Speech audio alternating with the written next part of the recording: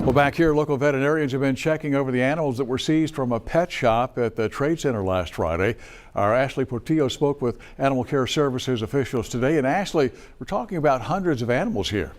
Lee, nearly 350 parakeets, 10 rabbits, a number of lizards, and a hedgehog were all seized from that pet shop called Pets and More Plus. And over the next few days, they'll all be documented and treated. And when all that information is gathered, it will be presented to a judge who will decide what's next for these animals and their owner.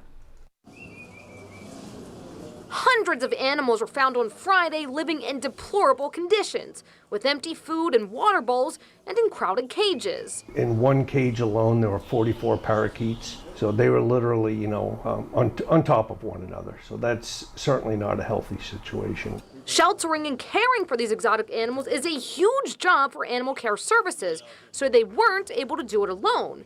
The parakeets and lizards are at a local rescue clinic that volunteered to help, and the other animals remain at Animal Care Services. And one by one, these animals are going through basic health checks. And so our goal right now for the next few days is just to continue to monitor them and to continue to feed them and keep them comfortable and happy. After all the parakeets are done with their checkups at the Volunteer Animal Rescue, they will be sent back to Animal Care Services. The director says the Volunteer Animal Rescue does not have the staff to keep the more than 300 parakeets. We're not prepared to do that either, but we are becoming prepared. We're out buying bird cages.